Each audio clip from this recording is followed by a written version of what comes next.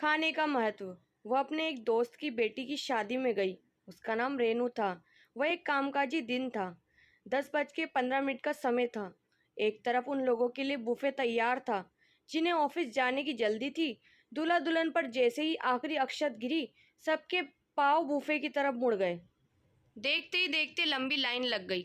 Line खत्म होने का इंतजार करती हुई मैं मासी के पास खड़ी हो गई, जो बर्तन बटोर रही थी।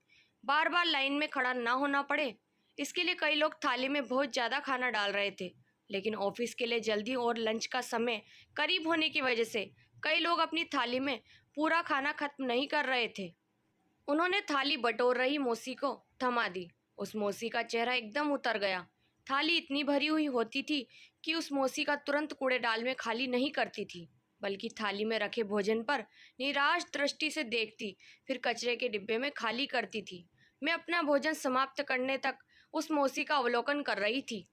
धीरे धीरे अपना खाना खत्म किया और अपनी थाली मौसी के हाथ में थमा दी। थाली पूरी तरह से खाली देखकर मासी के चेहरे पर संतोष झलक रहा था। मैंने मासी से पूछा। मैं पीछे से देख रही थी। डिश में रखा खाना कूड़ेदान में डालने में आपको काफ़ी परेशानी हुई होगी। क्या ऑफिस के कर्मचारी आपको पूरा खाना देते हैं? मासी उदास होकर बोली, मुझे मिल जाता है, लेकिन गांव में मेरे बच्चे भूखे हैं। दरअसल हम किसान हैं, लेकिन खेत में हमारा पेट नहीं भर पाता, इसीलिए हम शहर आ गए काम देखने के लिए। रहने के लिए अच्छी जगह कहीं नहीं मिलती थी, इसलिए बच्चों को गांव में रखा है, उनके दादी और दादाजी के साथ। वहाँ सब भूखे हैं और इधर इतना सारा खाना बर्बाद हो रहा है।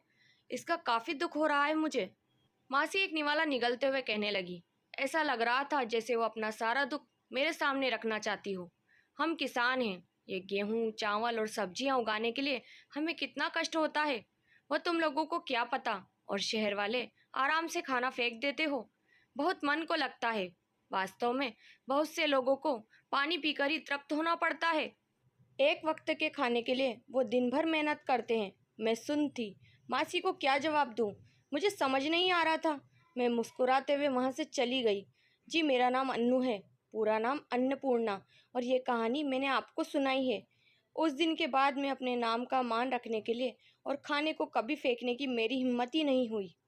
ये कहानी सिर्फ मेरी या उस गरीब मौसी को नहीं है। ये कहानी देश के दो हिस्सों में बटे लोगों की है, जिसमें एक समूह के लोग जिन्हें आसानी से ज़रूरत से ज़्यादा खाना मिलता है, और एक हिस्से के लोगों को दिन भर मेहनत के बाद भी भरपेट खाना नसीब नहीं होता।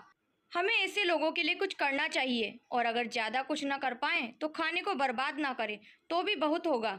दोस्तों, कहानी पर आपकी क्या राय है, कमेंट जरूर करें। उम्मीद करती हूँ कहानी पसंद आई होगी। कहानी पसंद आए तो लाइक शेयर करना बिल्कुल ना भूलें। चैनल पर नए हैं तो सब्सक्राइब करें, बेल आइकन प्रेस करें ताकि मेरी अगली वीडियो की नोटिफिकेशन मिल जाएगी। आपका कीमती समय देने के लिए बहुत बहुत धन्यवाद।